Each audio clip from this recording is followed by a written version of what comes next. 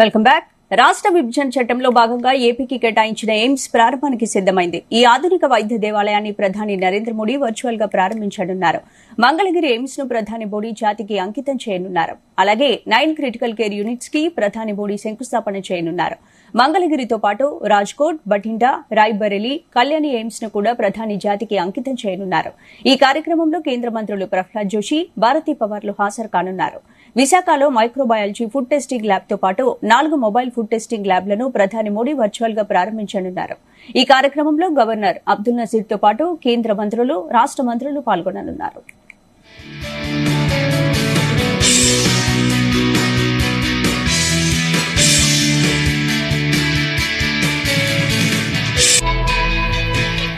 రాష్ట్ర విభజన చట్టంలో భాగంగా ఆంధ్రప్రదేశ్లో ఎయిమ్స్ నిర్మించాలని కేంద్రం తలపెట్టింది. అప్పటి టీడీపీ సర్కార్ మంగళగిరి సమీపంలో 183 ఎకరాలు కేటాయించింది. 1,618 కోట్ల వ్యయంతో అత్యంత ప్రతిష్టాత్మకంగా కేంద్రమే ఎయిమ్స్ ను నిర్మించింది. ఇక్కడ వైద్య కళాశాల, మెడికల్ ల్యాబ్, నర్సింగ్ కళాశాల, ఆపరేషన్ థియేటర్స్ తో పాటు ఇన్ పేషెంట్, అత్యవసర సేవలు, residential block, guest house, administrative block తో పాటు ఇంటిగ్రేటెడ్ స్పోర్ట్స్ కాంప్లెక్స్ ను నిర్మించారు. 2019 మార్చి నుంచే రోగులకు సేవలు అందిస్తున్నారు. రోజుకు 2,000 మంది రోగులు ఇక్కడికి వస్తున్నారు. ఇప్పటికే 15 లక్షల మందికి ఓపీ సేవలు అందగా మరో 20,000 మంది ఇన్ పేషెంట్ గా జాయిన్ అయ్యి చికిత్సలు పొందారు.